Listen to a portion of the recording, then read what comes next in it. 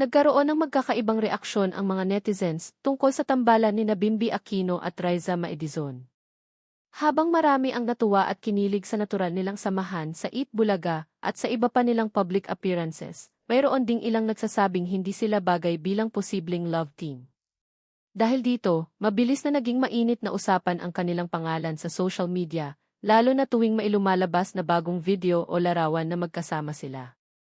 Sa bawat viral clip, muling nabubuhay ang diskusyon kung simpleng pagkakaibigan lang ba ang lahat o may iba pang kahulugan ang nakikita ng publiko.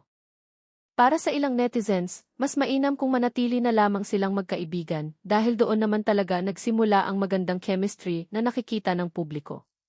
May mga nagsasabi ring hindi dapat agad binibigyan ng romantikong kahulugan ang bawat kulitan, biruan, at pagiging komportable nila sa isa't isa.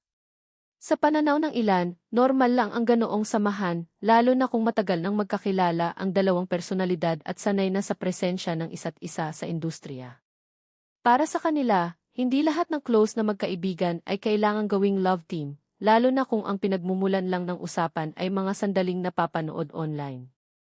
Pero sa kabila ng mga puna, mas marami rin ang dumepensa sa dalawa. Para sa kanilang mga taga-suporta, hindi dapat husgahan ang tambalan batay lamang sa opinyon ng mga tao online. Ang nakikita nila ay dalawang personalidad na natural ang pakikitungo sa isa't isa at kayang magbigay ng saya sa mga manonood. Hindi raw kailangang maging magkasintahan para magkaroon ng malakas na chemistry sa harap ng kamera. Sa katunayan, marami ang nagsasabing ang pagiging totoo at hindi pilit ng kanilang samahan ang dahilan kung bakit patuloy silang sinusubaybayan ng publiko. Para sa mga tagahanga, mas mahalaga ang respeto sa kanilang pagkakaibigan kaysa sa pagbuo ng mga haka-haka na wala namang malinaw na batayan.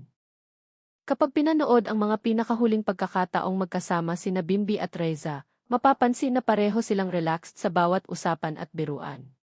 Wala ring labis na pagpapakita ng sweetness na pwedeng ituring na kumpirmasyon ng isang relasyon.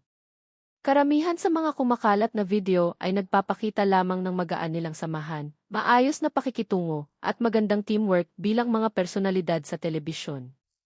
Dahil dito, mas lalong lumalakas ang interes ng publiko sa kanila, kahit na hindi naman malinaw kung saan talaga patungo ang usaping ito. Sa mata ng marami, sapat na ang kanilang natural na chemistry para mapag-usapan sila, kahit walang anumang opisyal na label na ibinibigay.